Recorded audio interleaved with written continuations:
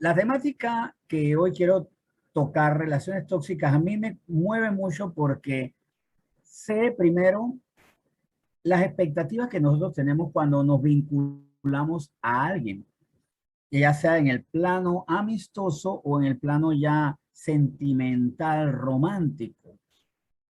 Cuando más allá de compartir un espacio, unas tareas en comunes, ciertos horarios, por ejemplo, con los compañeros de trabajo, con los vecinos del barrio, vamos más allá, porque con mucha gente nos vinculamos, pero algunas de ellas seleccionamos para tener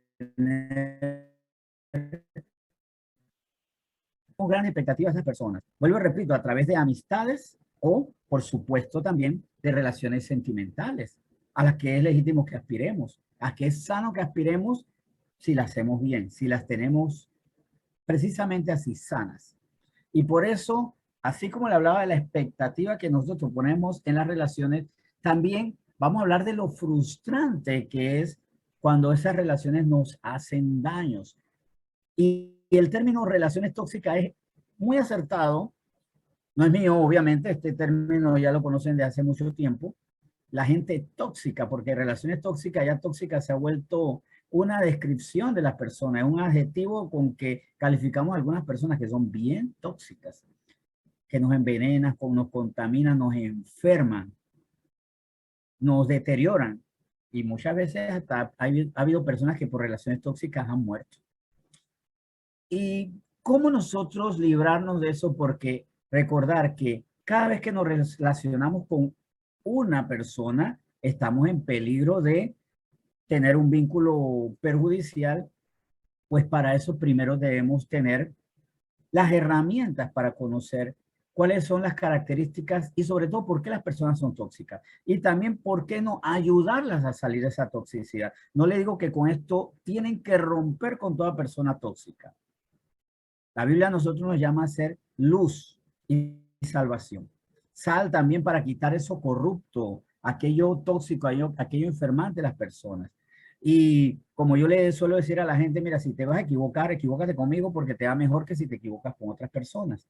¿Por qué? No por mí, sino por Cristo que está en mí, que me enseña a ser misericordioso, pero teniendo un vínculo donde más bien yo influyo en esa persona positivamente, más no dejo que influya en deterioro de mi ser, de mi alma. Ahí está el problema. Primero que todo, relaciones tóxicas nos habla inmediatamente de eso, relacionarnos con otra cosa. Y aquí vamos a hablar con otras personas. Vamos al primer punto. ¿Y por qué las relaciones son tóxicas? Porque primero tenemos que estar conscientes que estamos hablando con personas que tienen una psiquis. Y esta psiquis tiene tres funciones que siempre van a actuar en un orden. Aunque a veces yo digo me dejo llevar por los sentimientos y no pienso, más bien es por pensamientos mal estructurados o pensamientos poco prudentes que hago lo que dice el corazón y decido mal. Nosotros siempre pensamos, sentimos y decidimos. Eso es inevitable. Todo el tiempo nosotros pensamos, sentimos y decidimos. Desde que abrimos los ojos hasta que dormimos, pensamos, sentimos y decidimos. Todo el día estamos haciendo eso. De hecho, es tan así que vamos a poner un ejemplo, como el solo despertar ya nos genera un pensamiento. Usted tiene que levantarse para trabajar. Y lo cruel de levantarse para trabajar es que uno tiene que salir de lo más rico que uno puede estar haciendo, que es estar dormido. Estar dormido es muy delicioso. Y de repente tienes que levantarte para, oh Dios mío, qué cruel. Estar de pie cuando quieres estar acostado. A bañarte con un agua que puede estar fría cuando tú quieres estar bien arropado. Para vestirte cuando quieres estar en pijamas o en interiores o como quieras que estés. Para salir a hacer actividades cuando estás muy cómodo sin hacer nada. Entonces, eso inmediatamente a mí me genera un pensamiento. ¿Cuál es el primer pensamiento que yo tengo, sobre todo cuando no quiero trabajar? No quiero trabajar. El saber que tengo que trabajar es más recordar, tengo que trabajar. Es un pensamiento que me genera un sentimiento. Qué pereza, fastidio, ay, cansancio, muchas veces enfado o resignación. No estoy diciendo que todos los que trabajan tengan estos pensamientos, pero es un ejemplo que puede ser muy común. Y cómo en base a lo que me despierta una idea, el despertador, por ejemplo, despiértate, es hora de trabajar. Cómo eso me puede afectar y llevar a sentirme un poco fastidiado, cansado, aburrido, desalentado. ¿Cómo me levanto? Brincando de la cama y dando gritos de victoria y gritando aleluya. Por supuesto que no. Me levanto un poco lento, un poco cansado todavía. Demoro un poco en abrir la ducha porque el agua, porque viene el otro pensamiento. Agua fría, cuerpo tibio, cómodo. Siento rechazo, espanto ante esa agua fría y decido abrirla lentamente. Y cierro los ojos. Todas esas acciones. Y este ejemplo lo pongo para que vean que no hemos salido de la casa, ya estamos pensando, sintiendo y decidiendo. Pero miren también que vamos a darle un vuelco a la situación. Cómo lo que yo pienso y el cambio de pensamiento, mejor dicho, puede cambiar mi sentimiento y mi decisión. Vamos a poner otro ejemplo. Usted se levanta y el primer pensamiento es, tengo que trabajar. Y se siente abrumado y decide levantarse con qué pereza. Bravo, enojado. Pero de repente viene otro pensamiento, un recuerdo, un entendimiento, que es trabajar si hoy es domingo y yo los domingos no trabajo. Entonces inmediatamente comprendo, entiendo, entra este otro pensamiento, es domingo, ¿cómo me siento? Feliz, aliviado. ¿Y qué decido? Arroparme de nuevo. O sea, vemos cómo pensamientos, sentimientos y decisiones nos afectan. En ese orden va estructurado. Y yo, de hecho, le recomiendo a las personas, cuando usted no sabe por qué se siente mal, eche para atrás la cinta. Si es de la vieja ola, baby boomer o más viejito, eche para atrás el cassette. Si es más joven, bueno, revise el principio del archivo, el WAV o el MP3, pero comience, o el MP4 si lo quiere ver, si es con video y todo, revise qué ha pasado. Y tal vez ese desaliento, esa tristeza, ese enojo, esa felicidad, y no sabe por qué la siente, tiene que ver con algo que usted recordó, que tiene planeado, que tiene agendado, o una inquietud que llega a través de una situación que entra en sus pensamientos, y aunque usted no se acuerde, sigue sintiendo esa preocupación o esa alegría. Y eso cómo afecta a nuestras decisiones. Ahora, ¿cuál es el problema con la gente tóxica? Que en sus pensamientos, sentimientos y decisiones están atrofiados. Y normalmente están atrofiados aquí en los pensamientos. Ahí en los pensamientos hay pensamientos equivocados. O sea que los pensamientos son los ingredientes, son las sustancias donde las personas se vuelven tóxicas.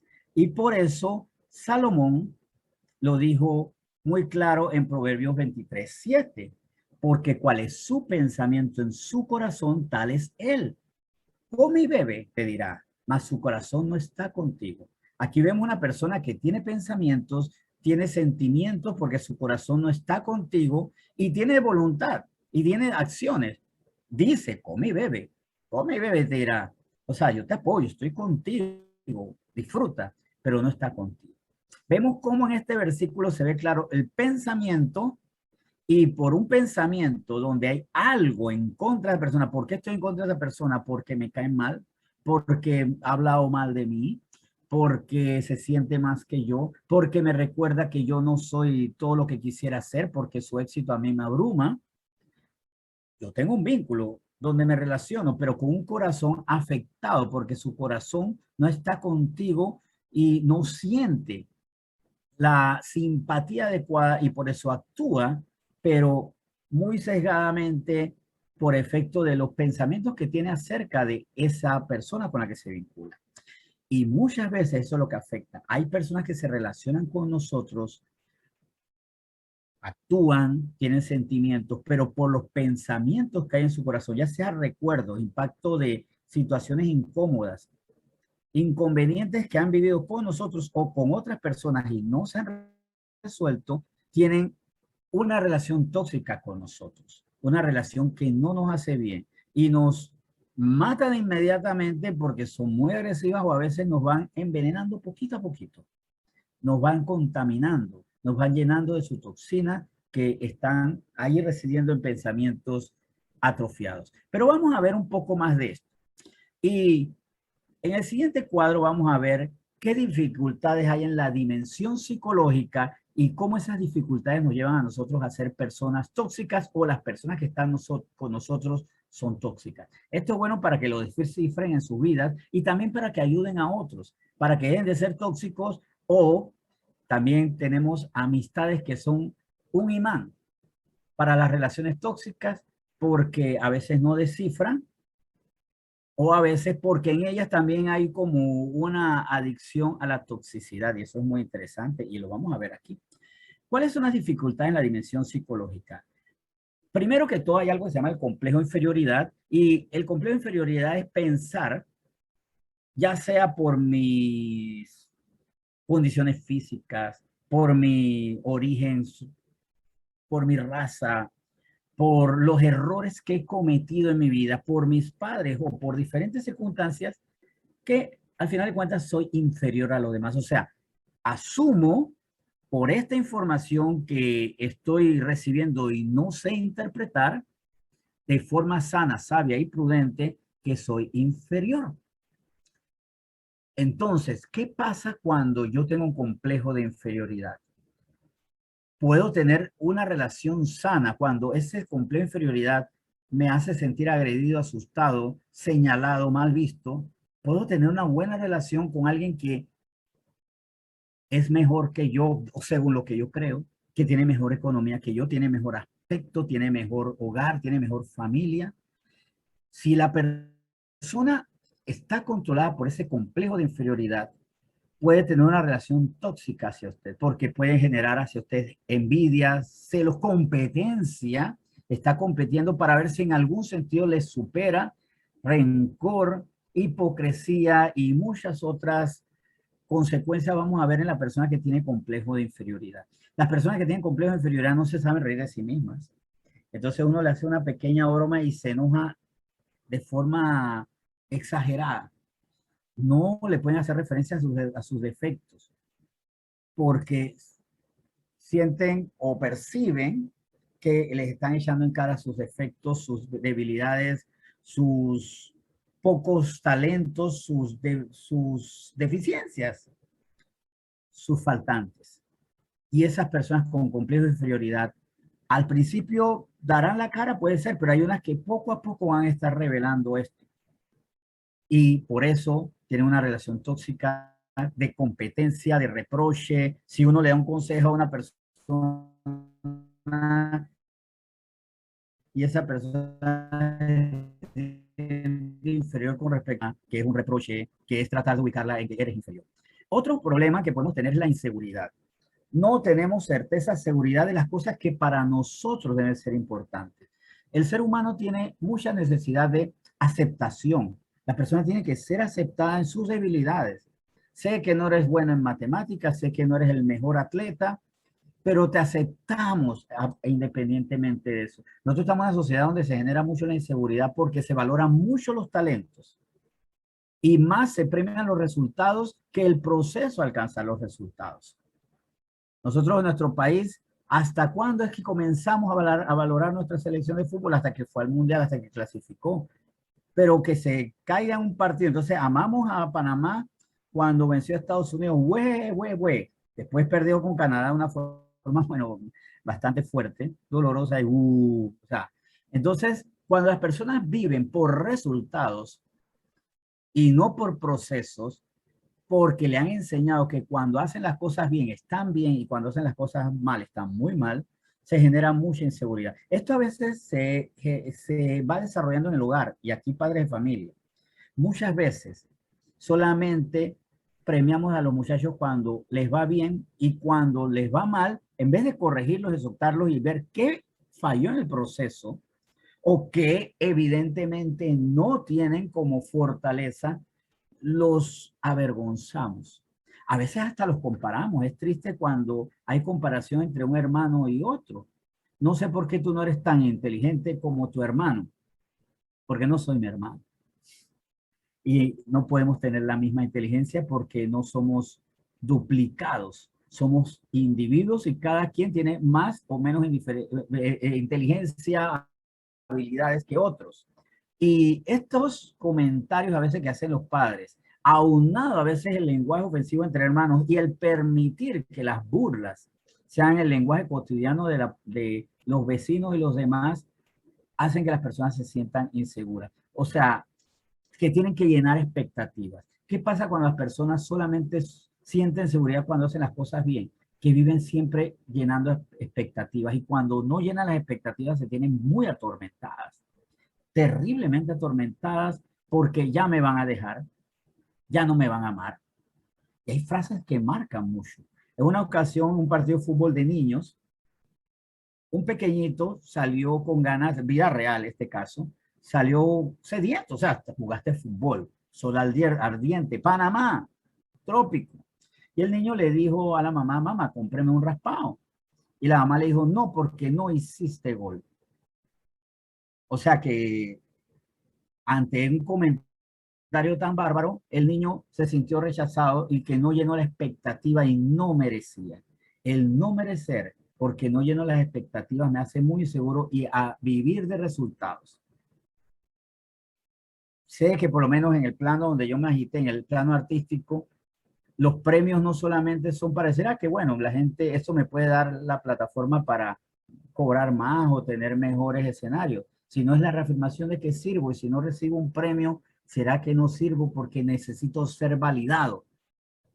Una persona con inseguridad va a vivir siempre tratando de llenar expectativas y cuando no las logra, va a alcanzar una frustración que le va a contaminar a usted su ánimo.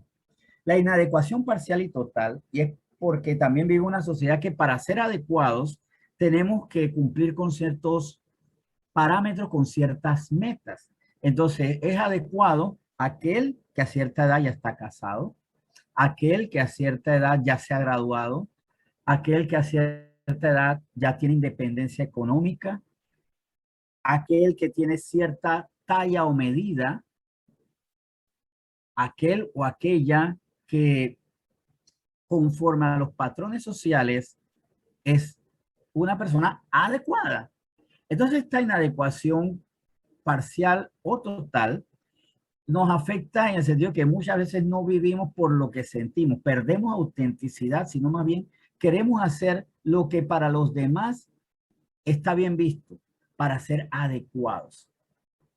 Y muchas veces por eso, por esa inadecuación, al ver que no hemos logrado metas, nos volvemos tóxicos porque nos exigimos a nosotros cumplir con metas y que las personas que están a nuestro alrededor, y sobre todo estas personas con las que tenemos ese vínculo, ya sea amistoso o sentimental romántico, tengan que ser aliados en nuestras metas, aunque ellos no la compartan. Entonces la muchachita siente que está muy llenita de peso porque lo adecuado es ahora ser un palo de escoba. Y le exige al novio y hasta se pelea con el novio porque le invitó a comer ese helado.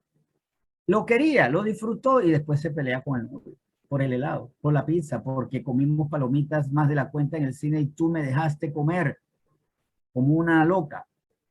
Entonces van cansando a la persona porque se andan comparando, se andan poniendo metas no de sus talentos, de sus anhelos, de su vocación, sino de lo que la sociedad dice que te hace adecuado y te obligan o te fuerzan o te tuercen el brazo por lo menos para que no seas estorbo para esas metas. La culpa también es un problema muy grande y es porque todos nos hemos equivocado. De hecho, a mí este Samuelito está escuchando el último día, estamos haciendo un ciclo muy interesante sobre sentimientos mal gestionados. Ya es la mala gestión de la ira, de la tristeza. Hoy hablamos del miedo, mañana de la alegría. Y el último día vamos a hablar de la gestión de la culpa. La culpa muchas veces está muy mal gestionada porque todos nos equivocamos. De hecho, conforme a la Biblia, no hay justo, no hay uno solo. Y por cuanto todos pecados están destituidos de la gloria de Dios, o sea, todos fallamos. Pero el problema es cómo manejamos la culpa. Y muchas veces por la culpa que no ha sido bien gestionada, no nos perdonamos o permitimos que los demás nos señalen y nos derrumben el ego. ocultamos páginas de nuestro pasado, de nuestra historia pasada, las disfrazamos. Muchas veces le negamos a a las personas la oportunidad de que conozcan a mis amigos porque es que dirán ellos lo que he fallado y yo me siento muy culpable.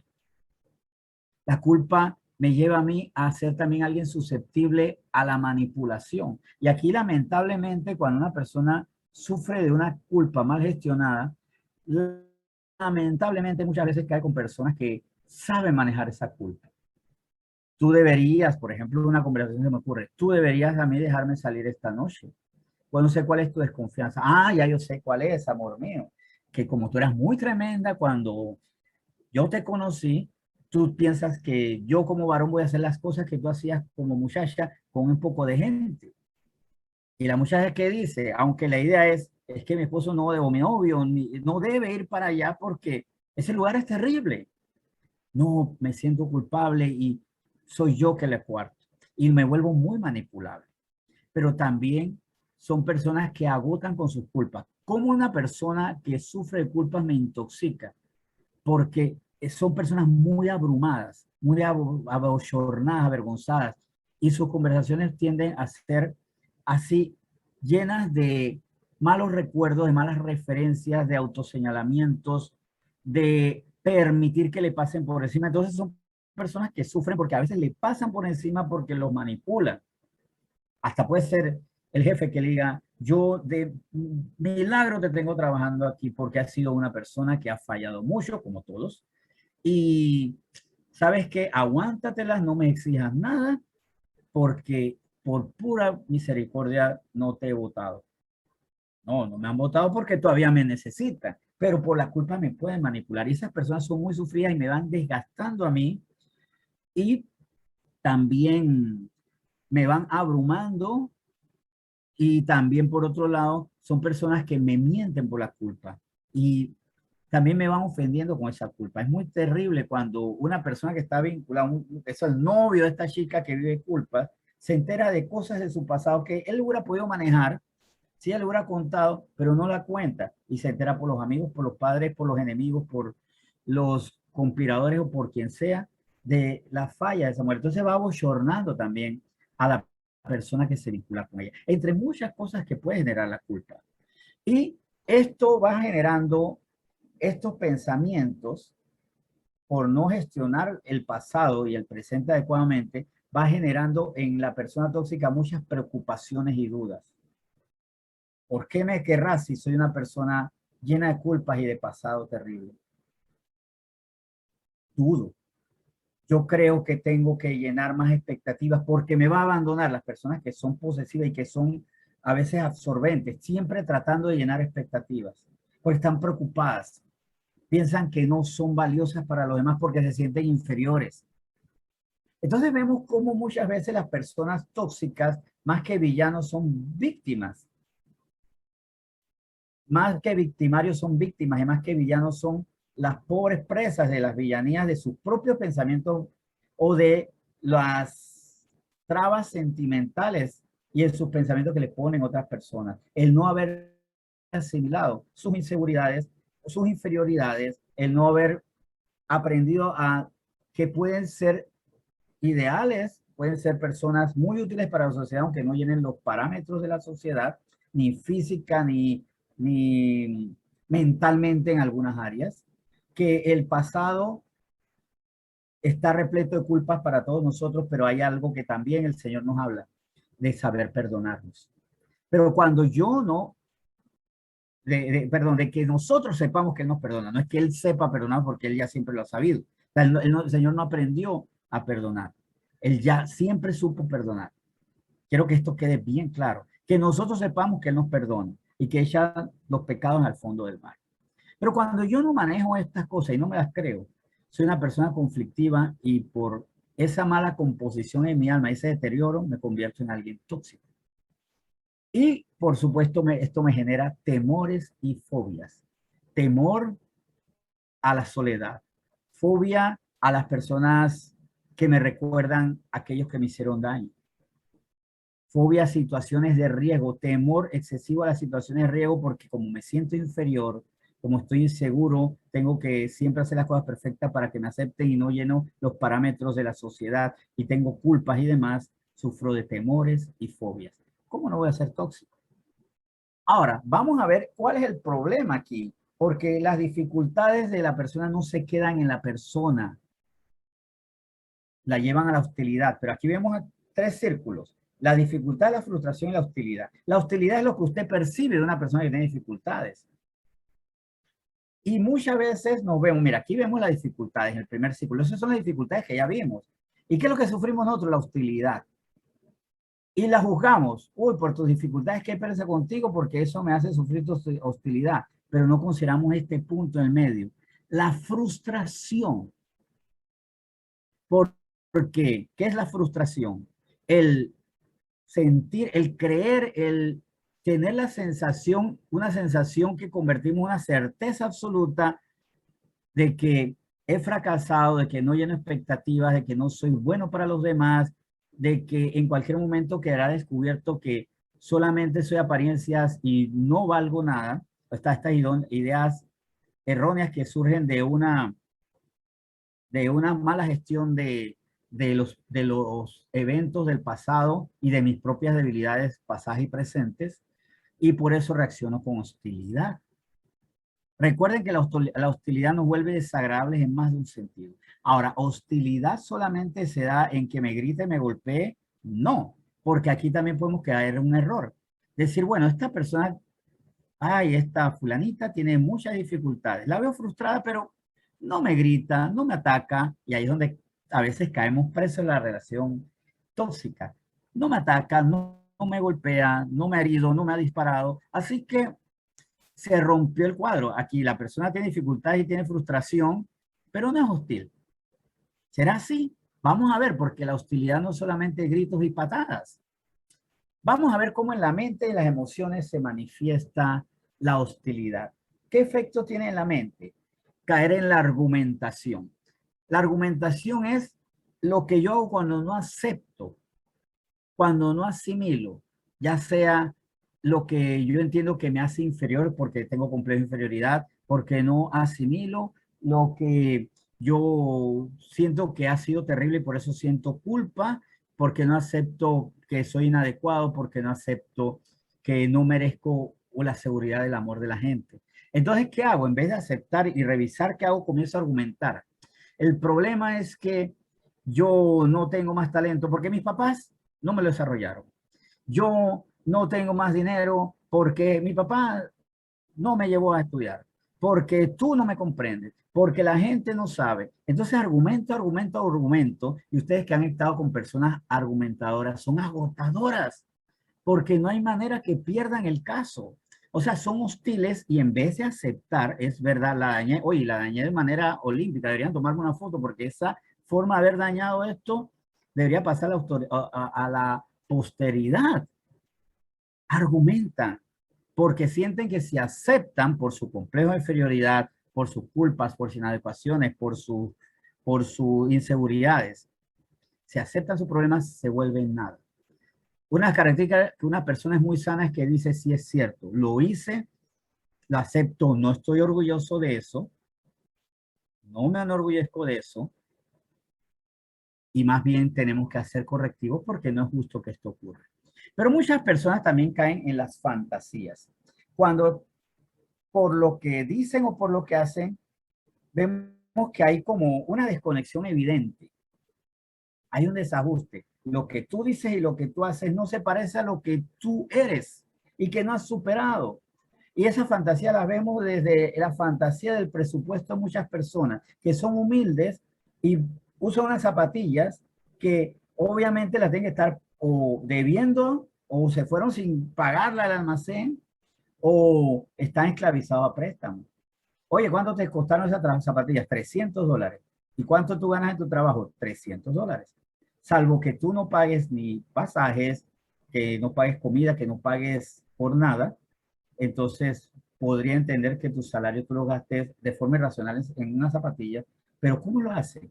En deudas, en créditos que si lo sumamos a otros créditos que tienen para aparentar que está muy bien, vemos que están viviendo una fantasía. Y aquí no quiero ser aparofóbico, o sea, yo no tengo nada contra gente humilde, pero muchas personas a veces de estrato humilde que no han aceptado, que tienen presupuestos pequeños, gastan demasiado en tecnologías. ¿Qué están compensando? ¿Qué están disfrazando? Y vuelvo y repito, esto no es fobia de ningún tipo, sino más bien un análisis. O sea, aquí estamos apelando para decir que estamos bien. Puede haber otras razones, pero ¿por qué muchas de estas personas tienen esta necesidad? Muchas personas también viven la fantasía que son más hermosas de lo que son, y no es que digo que sean feas, pero sienten esa necesidad de sentirse demasiado atractivas. Se visten de formas demasiado sugerentes y su historia es, fulanito gusta de mí. Y esa es terrible cuando tenemos una amistad o una novia que sus historias es, todo mundo quiere conmigo. Y para reforzarlo se viste con una sensualidad innecesaria para tener la fantasía de ser la persona más deseada del mundo. ¿Por qué? Por su complejo. Las personas muy complejas necesitan sentirse mucho más guapas de lo que son, o mucho más adineradas de lo que son, o mucho más inteligentes de lo que realmente son también. O sea, eso es vivir una fantasía. Incluye la apariencia y muchas veces lo lleva a la mentira vergonzosa y caen en la mitomanía que para nosotros es ofensivo. No terminamos de creerle y también nos abochorna porque nos vinculamos a personas que la están escuchando mentir, que su vida, sus gastos, sus conversaciones, sus cuentos son absurdos y a nosotros eso nos hace daño. Nos sentimos irrespetados, somos fácil blanco de la burla de los demás y también terminamos abrumados, cansados. Una persona que vive fantasías porque todavía piensa que no llena expectativas, porque no se siente segura, porque no se siente perdonada, es tóxica. También existe la paranoia, y esa paranoia es esa sensación de que estoy en peligro, me quieren hacer daño, el mundo se me viene encima. Esto se genera porque, claro, si yo tengo culpas en cualquier momento, o hasta usamos una palabra que de cristiana no tiene nada, más bien hinduista, es el karma me va a caer encima como losa en la cabeza, porque una persona como yo, ¿cómo le va a ir bien? Y tiene una paranoia hasta con Dios, y no se acerca a Dios porque Dios le tiene la medida y el castigo listo y no el perdón. Pero son personas que también por su complejo de inferioridad, si se acerca a alguien, y yo sé que tal vez algunos o lo han vivido o han visto a sus amigos vivirlo, donde la chica no permite que ninguna otra se le acerque. ¿Qué quiere ella contigo? ¿Cuál es su fijación contigo? Fijación no. Simplemente se puede acercar a mí y yo le puedo hablar sanamente. Porque una paranoia, me quieren quitar a este tesoro, o sea, porque a veces nosotros, así como estamos, somos sus tesoros, ¿no? Uy, Dios mío, si estuvieran lo que son tesoros, no nos conviene a veces eso, ¿verdad? Pero bueno, nos ven como esos grandes tesoros y todo mundo nos quiere o les quiere hacer daño a ellos. Una paranoia, un miedo, un, una fijación con que no toquen lo que es mío, porque no se sienten, ¿sabes que no se sienten seguras que se merecen las cosas? Una persona que no se siente que tiene los atributos sentimentales, mentales, los talentos, el aspecto físico, la calidad de vida, porque es poca cosa, se siente paranoica. No tiene la seguridad de poder retener y se vuelven posesivas. Esas son las personas que le agarran a usted y no le quieren soltar. Y hay de usted si un día no le llama. Hay de usted si no le atiende. Hay de usted si en el momento, por estar pensando en su pobre abuelita, le acusa en quién estás pensando. ¿Quién te roba los pensamientos? Ya no me amas, ¿verdad? Una paranoia terrible. Y también esto nos puede llevar, esto de los pensamientos obsesivos tiene una manifestación que me recuerda a la fantasía. Muchas veces su fantasía es aquello donde se sienten bien.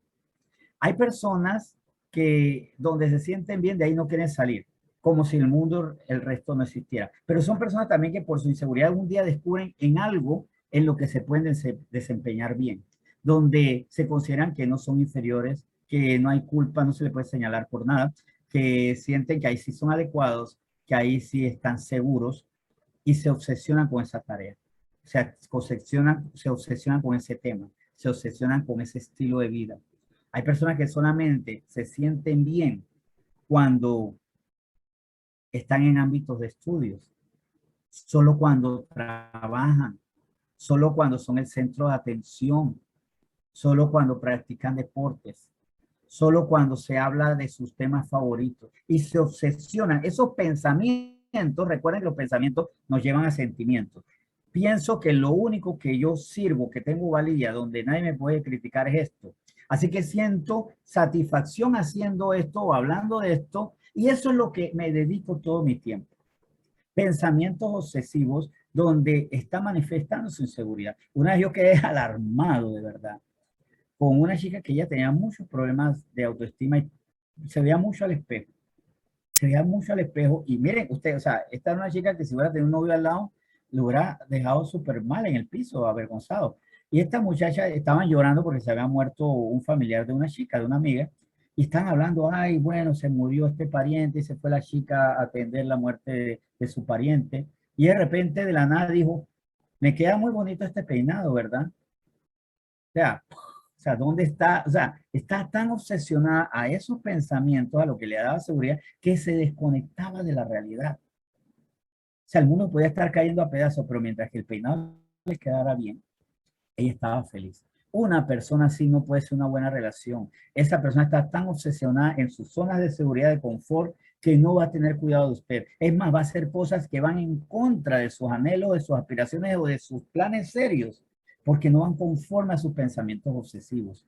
Son esas personas que por una carrera deja de verlo a usted o deja de estar con sus hijos o por el éxito empresarial descuida su salud y la suya también. ¿Pero por qué? Porque en su inseguridad, en sus complejos, en sus culpas, en sus inadecuaciones, va teniendo tantos temores y va buscando zonas de seguridad. Se mueve entre zonas de seguridad y todo lo que no entra allí no existe. Esto es en la mente, pero también en las emociones. Y vamos a ver cómo nos ha afectado a la gente tóxica en las emociones. Son personas muy iracundas. Son personas que, como siempre están cuidando su pasado, donde le toca algo que parece el pasado, se irrita. Porque no le puedes decir tampoco que no sabe hacer algo porque se irrita, ataca ira y una ira que no es santa. Algo que he aprendido es que también no, el pecado no está en los sentimientos, sino en la gestión de los sentimientos. Gracias a la tristeza a que le daba el Señor Jesús en Mateo 9, ver a los aldeanos, a los pueblerinos, que estaban como ovejas dispersas y sin pastor. Él se movió en su ministerio para enseñarle a los pobres el evangelio para que salieran de esa pobreza mental, espiritual, física, conceptual. Y la ira del Señor que le dijo, basta, porque él se indignó cuando la mujer la iban a apedrear, porque ellos eran unos falsos, unos hipócritas, y con esa ira santa le dijo que el que esté libre de pecado que tire la primera piedra. Pero cuando la ira se vuelve pecaminosa porque me estás atacando, me estás quitando lo mío, no valoras lo mío, estoy argumentando porque me irrita que me critiquen, usted está con una persona que le va a hacer infeliz innecesariamente y por eso es tóxica. Esas personas deprimidas donde la tristeza se vuelve insana, porque la tristeza que me lleva a la misericordia, a la compasión y a levantarme es sana, es constructiva. Y gracias a esa tristeza bien colocada, donde nosotros vemos al pueblo que está mal, decimos, a mí me duele que este pueblo esté mal, vamos a enseñarle la verdad. Me duele que vea a la gente que no progresa en su vida, vamos a tener que hacer algo para que despeguen, para que tengan los propósitos de Dios en su camino y los lleguen a realizar de la mano de Dios. Esa es una tristeza buena, pero estas personas que ven esa depresión porque es que yo no valgo nada, porque es que yo me equivoqué demasiado en la vida y yo no tengo perdón ni de Dios, son personas que también nos van consumiendo, nos van absorbiendo, nos van cansando, nos van decepcionando, nos van contagiando de su depresión. Y por supuesto esta angustia, que es ese miedo permanente, combinado con la paranoia, con los pensamientos obsesivos y demás, hace que sean personas muy inestables, que no disfruten el momento, que no disfruten la paz, que siempre piensen que el mundo se va a caer. Y por supuesto, cuando vemos esto, ¿cómo no van a ser tóxicas? Si los efectos de su hostilidad son devastadores. Ahora, ¿qué hacemos nosotros? Podemos tomar el camino fácil y decir, bueno, patitas, ¿para qué te quiero? Y si te vi, no me acuerdo. Pero, ¿qué es lo que dice el Señor ante eso? ¿Qué es lo que debemos hacer? Primero vamos a ver este círculo. Las personas tienen tres áreas, la espiritual, la psicológica y la física. La física es el cuerpo, manos, pies, ahí están los sentidos, olfato, la vista, el oído, o sea, ahí están el gusto, ahí están los sentidos. Los cinco sentidos están aquí en el área física. Aquí que sentimos las temperaturas, todo. La dimensión psicológica con la que nos relacionamos con las personas, con pensamientos, sentimientos y acciones, y el área espiritual es la que nos conectamos con Dios. El área que está enferma no va a actuar bien. Cuando el cuerpo está enfermo, no puede moverse con libertad, sufre. Cuando el cuerpo está enfermo, no puede comer y no puede gustar. O sea, el cuerpo enfermo no puede tener una vida plena. ¿Cómo será cuando la dimensión psicológica está enferma de complejos, de culpas, de inseguridades, de inadecuaciones y generando en esa persona fobias, generando en esa persona paranoia, fantasías, depresión, irritabilidad? Ahora, gran ventaja y la gran bendición es que nosotros tenemos áreas espiritual donde nos relacionamos con Dios. Porque esta área psicológica es muy compleja. ¿Por qué los animalitos se han puesto a ver? ¿Por qué los animalitos no tienen complejo de inferioridad? Usted no ve un animal paranoico, alerta sí, y usted ve un animalito cortándose las venitas con las uñitas, porque ellos no actúan con pensamientos, o sea, ellos tienen conciencia, ellos tienen instintos. Por eso es que el mal que ellos hacen no es una lucha en el pecado que mueran sus miembros, sino porque ellos actúan instintivamente. Por eso es que uno no debe llevar un animal a la cárcel porque mata a otro, porque él está actuando por instintivo y por necesidades. Por eso es que los animales no sufren esto y no necesitan una respuesta espiritual. Pero ante esta dimensión psicológica dañada, necesitamos la respuesta, la sanidad espiritual. Y esto está sustentado bíblicamente. Dice 1 Tesalonicenses 5:23. Y el mismo Dios de paz os santifique por completo. Y todo vuestro espíritu, todo vuestro ser, espíritu, alma y cuerpo sea guardado irreprensible para la venida de nuestro Señor Jesucristo. O sea, el Dios nos santifica. ¿Y qué es santificar? Nos consagra, nos limpia de todo lo impuro, llevándonos las mentiras que nos han llevado a los complejos, a las inseguridades, a las inecuaciones, a la competencia, a las rivalidades y demás. Nos consagra, nos limpia, guardando el espíritu, alma y cuerpo para la venida de nuestro Señor Jesucristo. Vemos la operación de Dios. ¿Quién es el que hace la sanidad integral? Dios, el mismo Dios de paz es el que hace la sanidad integral. Ahora, ¿cómo tengo? Porque suena bonito, pero para el que no lo comprenda también suena imposible. Y no es que suena bonito, es verdadero. Pero en la comprensión de ese tratamiento es que está la oportunidad de yo ser sanado por completo en espíritu, alma y cuerpo y ser irreprensible. Vamos a más Biblia, a más Biblia. Primero hay un requisito que lo alcanzamos a través de Jesús y que está en Apocalipsis 3:20, un versículo muy conocido, pero que vale la pena examinarlo en el contexto de este tema. Apocalipsis 3:20 dice, mira que estoy a la puerta y llamo. Si alguno oye mi voz y abre la puerta, entraré y cenaré con él y él conmigo. O sea, en mi pensamiento, recuerdan, pensamiento, sentimiento y voluntad. Yo tengo que convencerme que Cristo está llamando y quiere entrar a mi ser, a mi dimensión psicológica. Por medio del Espíritu, Él quiere entrar a mi alma para sanarla.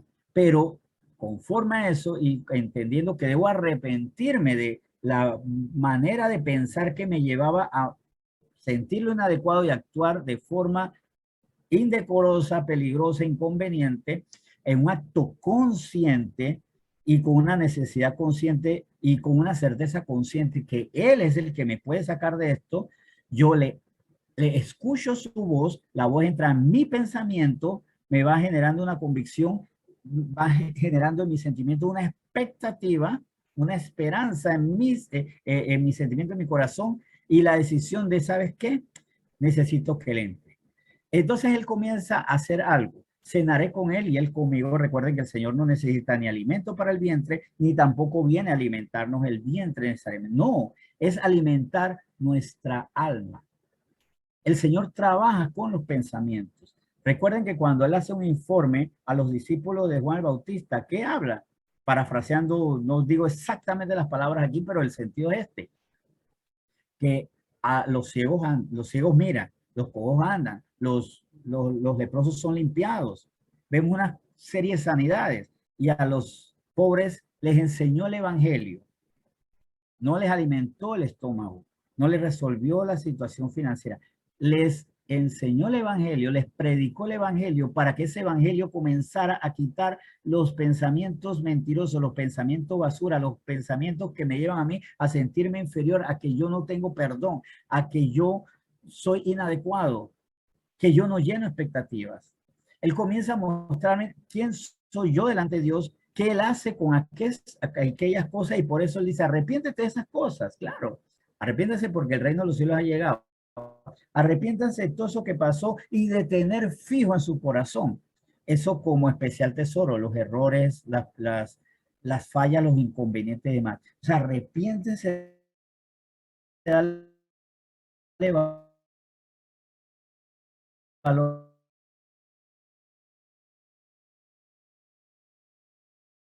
a eso. Es que arrepentirse tiene muchas implicaciones y todas, muchas muy correctas.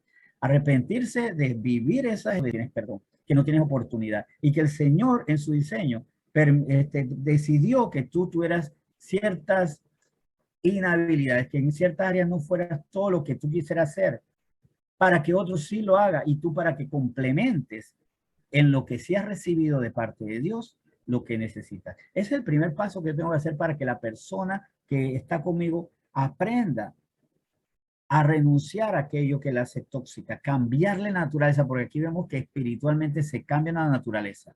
¿Lo dice Ramón Morales? No, lo dice la Biblia.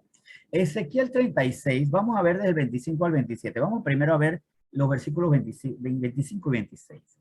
Dice, esparciré sobre vosotros agua limpia y seréis limpiados de todas vuestras inmundicias y de todos vuestros ídolos os limpiaré. Entiendo inmundicias también los pensamientos mentirosos que me llevan a pecar y a creerme que en el pecado me estacioné, me quedé y ahí de ahí no salgo.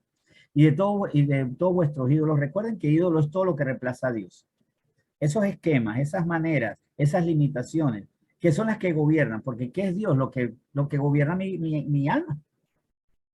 Quien me hace levantarme y sentarme se convierte en mi Dios. Por eso es que hay cristianos que dicen que aman a Dios, pero todavía Dios no es su Dios.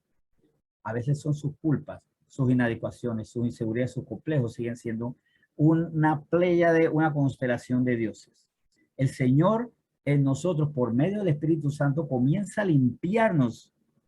Y cuando nos limpia de toda esa inmundicia a la que yo tengo que renunciar, porque el Señor limpia lo que yo le entrego en arrepentimiento, recibimos a partir del versículo 26 y el 27 se confirma también una serie de beneficios. Os daré corazón nuevo y pondré espíritu nuevo dentro de vosotros y quitaré de vuestra carne el corazón de piedra y os daré un corazón de carne. O sea, estamos hablando de nueva identidad, nuevo espíritu, un corazón que ya no es para estar en nosotros, el corazón que se creyó en muchas mentiras y un corazón que ahora comienza a creer en la voluntad de Dios y como corazón de carne y no de piedra, comienza a ser sensible a la instrucción de Dios y a la sanidad de Dios. Y el versículo 27 dice, y pondré dentro de vosotros mi espíritu y haré que andéis en mis estatutos y guardéis mis preceptos y los pongáis por obra. Una de las aplicaciones que me gusta para este versículo es el siguiente. Es la siguiente. Señoras y señores, ¿cómo ustedes pueden sentirse inferiores? ¿Cómo pueden creerse inferiores si el mismo Dios pone su propio espíritu en ustedes? Compañeros y compañeras inferiores. Esto es para que confrontemos a esas personas. Dios no va a poner lo más valioso en algo que no sirve para nada, si fuera verdad que ya no tiene más objeto y que va a ser siempre odre viejo y que no tiene opción de ser odre nuevo. Dios lo convierte en una nueva naturaleza, en odre nuevo, para que pueda retener ese vino, el mejor vino, y pueda, por medio de esa nueva naturaleza, ser nueva persona, Y esto es lo interesante. Dios no le va a quitar ni lo feo, ni lo chiquito, ni lo calvo, ni lo narizotas que pueda hacer la chica, sino más bien la percepción de todas esas cosas. Yo recibí a Cristo y de hecho no soy más joven que como lo recibí, pero sí hay algo que se renueva también, que es el espíritu.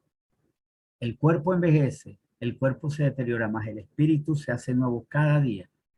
Y por eso yo tengo que llevar a personas a esa confrontación espiritual para que por medio de esa confrontación espiritual comprenda de una vez por todas que ya no hay pensamientos equivocados que le van a generar sentimientos dañados y acciones tóxicas. ¿Desechemos a las personas tóxicas? No, vamos a trabajar por ellas. Si las personas ya no quieren avanzar, tampoco las podemos forzar y se lo dejamos en manos de Dios, pero que en el proceso no dejen que esas personas tóxicas nos contaminen. Y si las personas prefieren estar así, mientras tanto las podemos ayudar, pero no dejemos que esas relaciones tóxicas nos dañen a nosotros el corazón y nos convertamos nosotros a ella en vez de ella a nosotros. Con esto, entonces, yo creo que ya hemos detectado algunas características, ya entendemos por qué esa chica que una vez nos movió el corazón y nos entusiasmó, o esa amistad, o pueden ser caballeros que han sido amigos de nosotros, que son tóxicos, amigos, que son irritables, que son fantasiosos, que son argumentadores, están como está y como a veces vemos su dificultad psicológica y vemos la hostilidad, pero no vemos la frustración que hay en ellos. ¿Se acuerdan los 3 círculos que vimos hace unos minutos atrás? No vemos la frustración que hay en ellos y por no entender esa frustración nos falta la misericordia. Meditemos en esto. Meditemos en esto, cómo somos respuesta para ellos. Cómo venimos a ser respuesta en la medida en que Dios también nos dé la sabiduría, pero también comprender si la persona ya no quiere la palabra y dice, palabra dura es esta, bueno, entonces prosigan su camino, como le dijo el Señor Jesús, a aquellos que les pareció que la palabra del Señor era dura. Con mucho respeto, con mucha estima, pero también tienen que poner de su parte para que no nos dejemos contaminar por esas personas y nosotros como sal, más bien las descontaminemos a ellas. Con esto, yo, ¿qué les puedo decir a ustedes? Muchas gracias. Eso es lo que quiero decirle a ustedes. Muchas gracias por este tiempo. Espero haber hecho válido este tiempo, esta inversión que tuvieron de 1 hora y minutos y que a la orden estemos. El tema luego, bueno, está grabando, lo editaré. Si alguien quiere, le puedo mandar el enlace o hasta incluso la presentación en PowerPoint. Vamos a orar, pues. Vamos a darle gracias a Dios porque por medio de su palabra, Él nos lleva a nosotros a saber relacionarnos sanamente y no intoxicarnos, más bien desintoxicar a la gente. Señor, muchas gracias por este tiempo y porque por medio de tu palabra tú nos llevas a comprender cómo la gente se contamina por mentiras, mentiras del mundo, mentiras de las tinieblas, mentiras del alma. Y cómo tu verdad, Señor, por medio de tu palabra y de tu espíritu nos va limpiando, nos va quitando ídolos, nos va librando de pensamientos abominables que son pura oscuridad. Y por medio de tu luz, Señor, tú nos vas guiando a la verdad, porque tu palabra es lámpara a mis pies, Señor, pero tu espíritu también nos hace entender ese camino de luz. Y cómo por medio de quitar esos ídolos, esas mentiras, Señor, tenemos un corazón nuevo que tú nos das para que comprendamos el fin de todas las cosas y que incluso lo que la gente considera como defecto es más bien la peculiaridad que tú has dado a las personas para ser diferentes y a su manera cada quien ser útil. Señor, yo bendigo este tema, bendigo a las personas que han escuchado y bendigo por fe a las personas que podrán ser influidas, sanadas por medio de este tema y de los voceros de este tema, que son los que han escuchado esta palabra hoy. Bendigo este tiempo y todas las reuniones que tú nos permitas hacer y que se va multiplicando este mensaje, Señor, como tú sabes multiplicar todo lo que es bendición. En nombre de Jesús, amén.